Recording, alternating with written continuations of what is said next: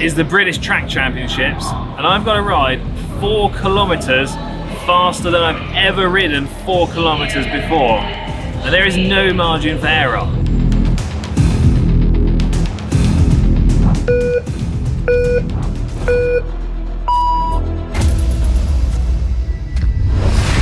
I'm stood outside the Geraint Thomas National Velodrome of Wales for the British Track Championships.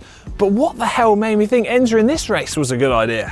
Well, 3 months ago, when I was sat on holiday, the idea sprung into my head that I wanted to enter a bike race. And for some bizarre reason, the 4 kilometre individual pursuit sprung to mind as a good thing to do. And I can kind of see what it did really. It's warm, it's dry, it's indoors, it's not muddy, and I haven't really got to worry about any other competition in terms of like riders being on the track and crashing into them or something like that. It's basically just me versus the stopwatch, and I kind of like the idea of that.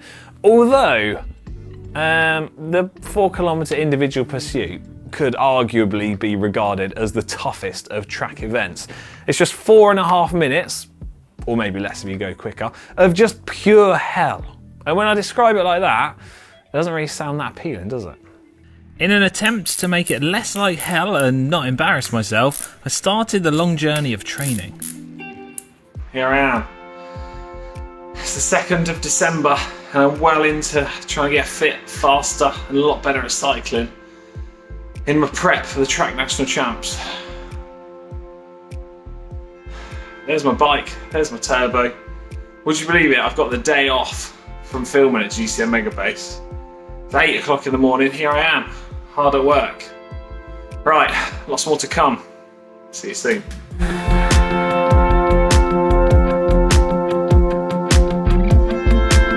And oh yeah, track bike is a work in progress. Tucked away in the corner, just over there, probably couldn't see it, is my bike. I'm in the process of building it up, getting all the parts dialed in, getting the position just right, because that is absolutely crucial when you're trying to ride as fast as possible for 4 kilometres. I'm actually going to have a video over on GCN Tech all about preparing my bike and equipment that I'm using for the event, so you'll have to head over and check that out. But for now, this is all going to be focused on my hard work, my struggle, the realities of trying to get fit around being incredibly busy, and hopefully really relatable for everyone. Right, let's crack on with this thing.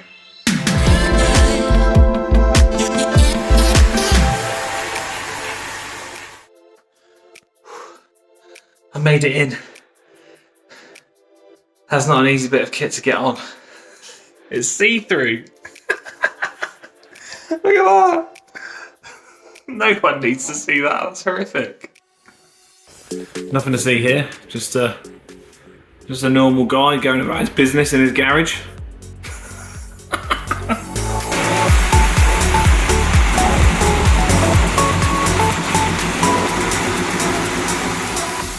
So, 27th of December, 2 days after Christmas Day, here I am. On the plus side, check this out, right? Got some, ooh, these things. Merry Christmas to me. Some fancy new aero handlebars. Hopefully, going to be quite a game changer for my aero position.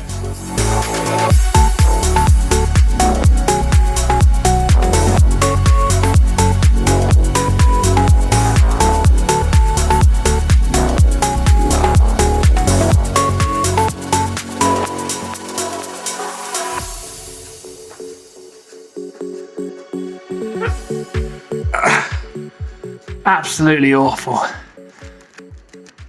Even the dog's got no respect for me.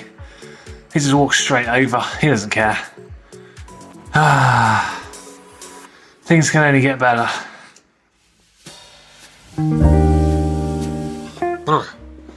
It's cold out there. Right, 4 days out now until the track champs. I'm going for a full test on the bike setup. Check it out.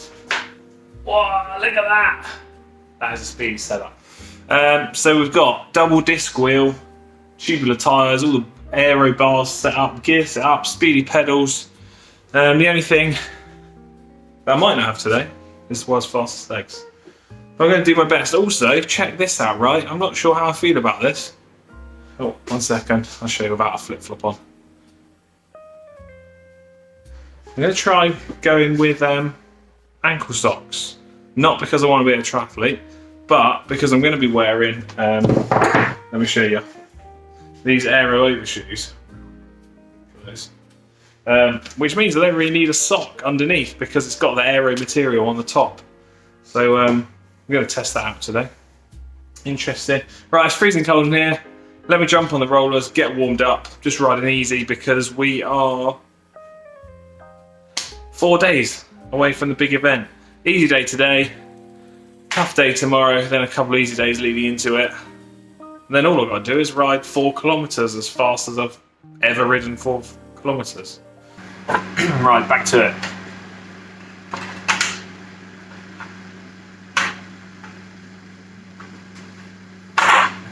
Yeah, seamless.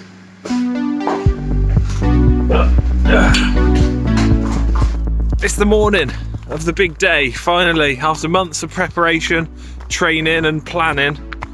Here we are.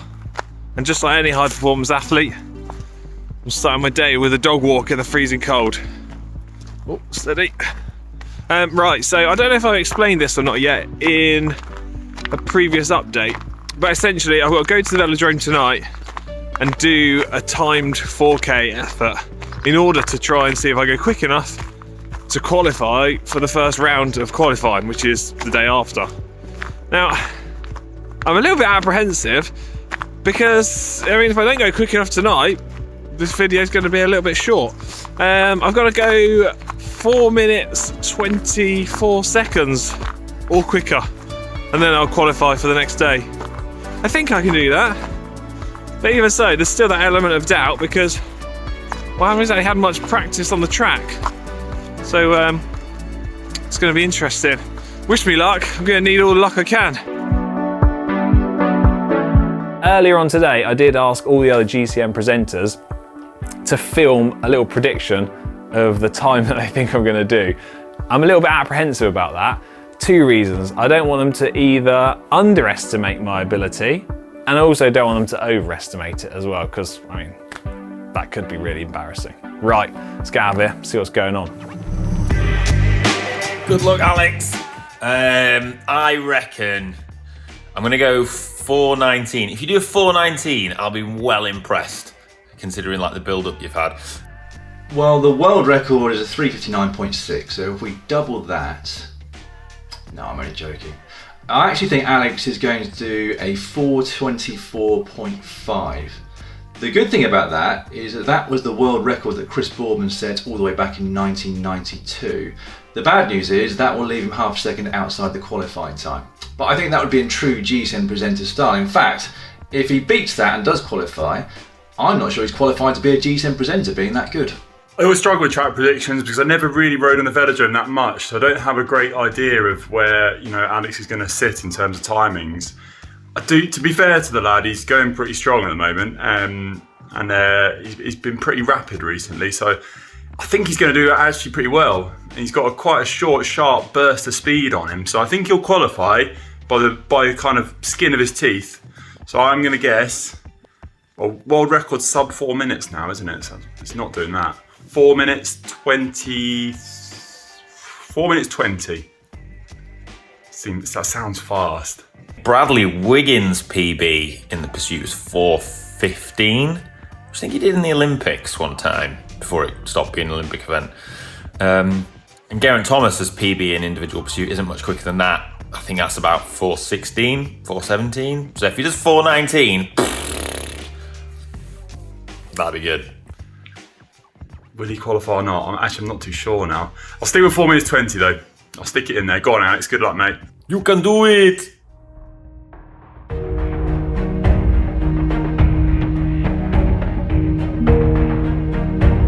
The velodrome was filling up. I got my number and set up my kit. I really didn't think I would be this nervous.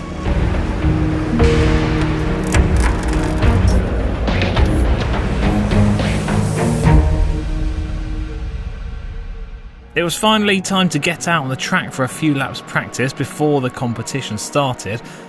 Let's hope my bike is set up right.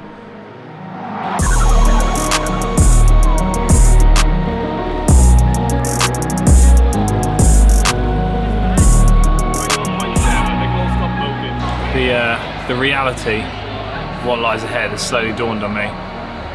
This bike's horrific to try and control.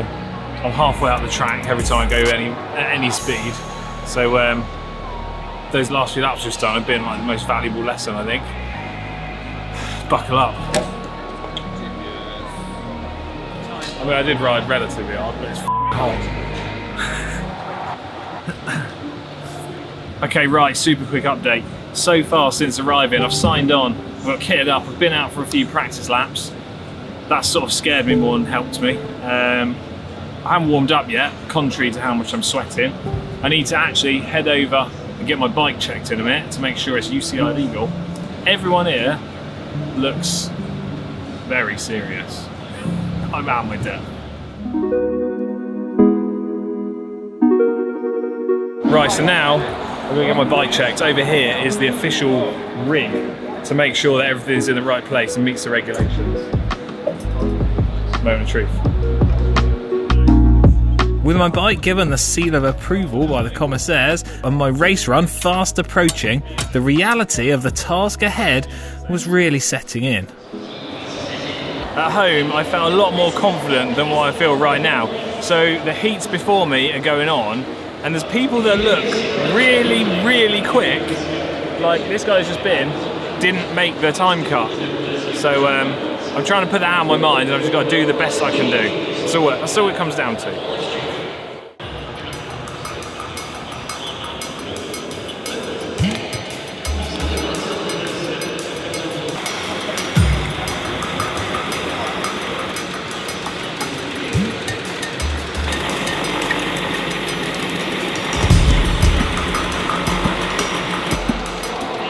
Well, this is it. There's no going back now. Oh, what have I done?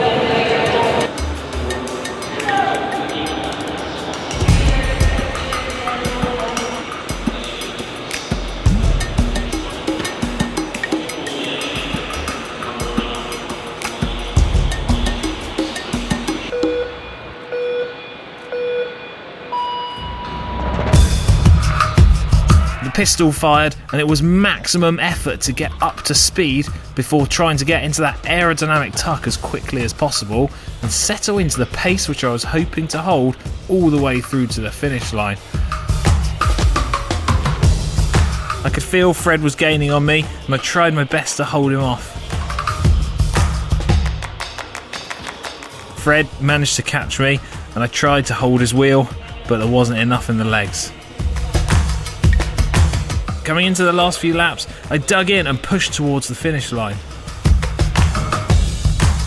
As quickly as it began, it was over.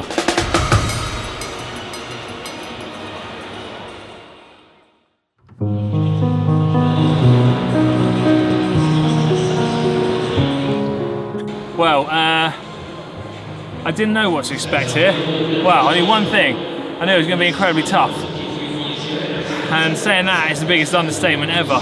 I didn't qualify. I think I did 4:40 roughly, which by my calculations means I was like 14 seconds off, which at the speeds we're going at equates to an entire lap of the velodrome. That was tough. There was no more I could do. I got to be honest and say a lot of it was coming in with like zero preparations. Even just when I jumped on the velodrome earlier on, I realised I couldn't ride in the like super aero position that I trained in. My head down, I literally just couldn't see anything. So I'm going to just like regather myself, regather my thoughts, reflect on what feels like a poor performance, but on the face of it was the best I could do today. So I'll have a breather and get back to you in a second.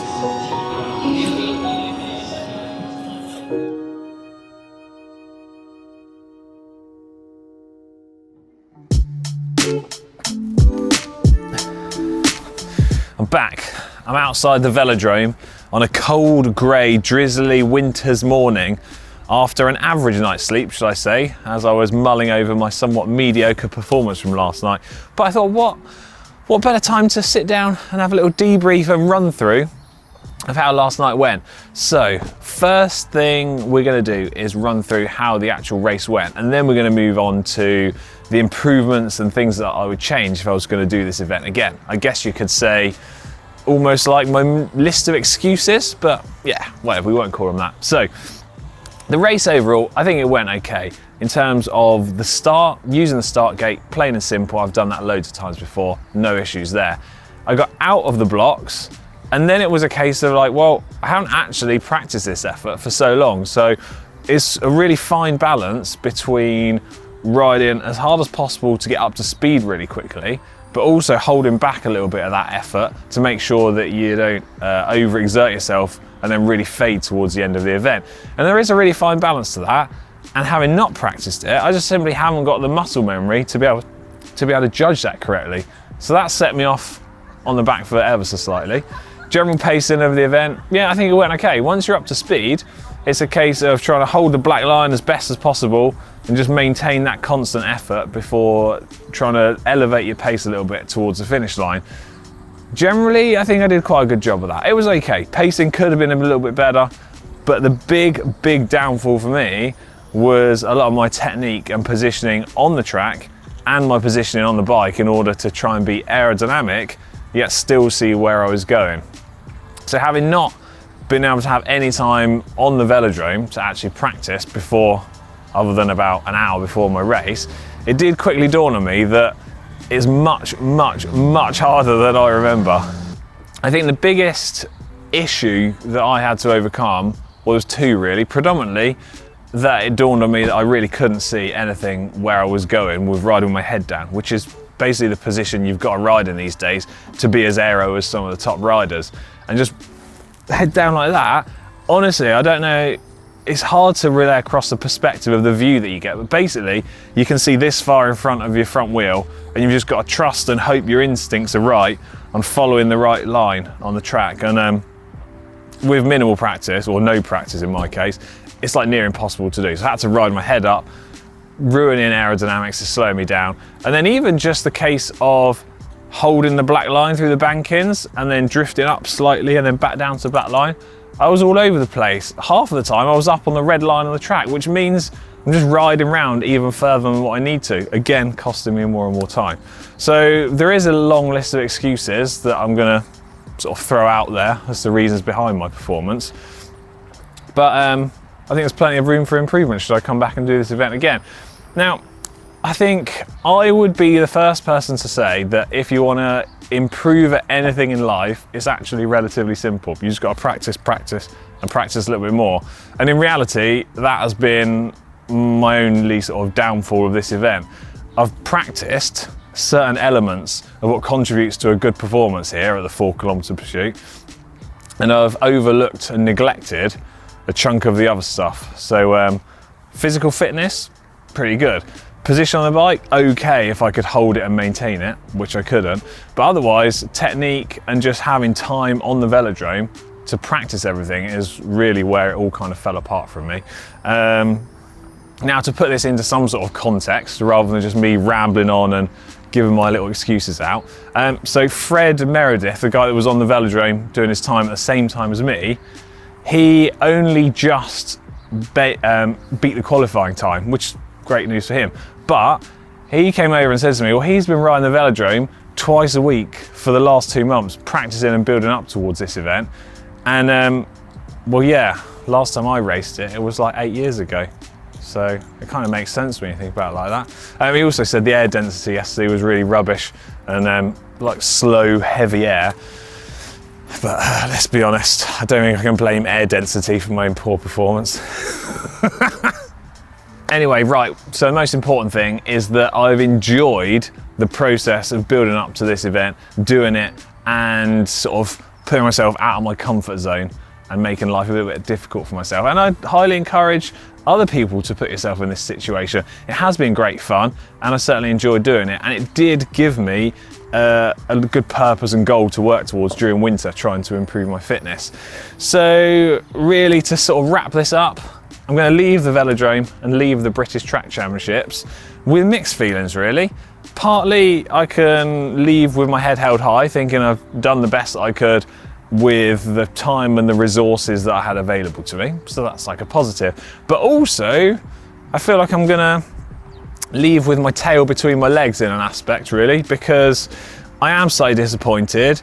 I always want to do better. I feel like that's the inbuilt racer within me, and I certainly don't think I approached this event naively, but I think I did ever so slightly underestimate it, which is quite an error to make in life, really. Never underestimate anything.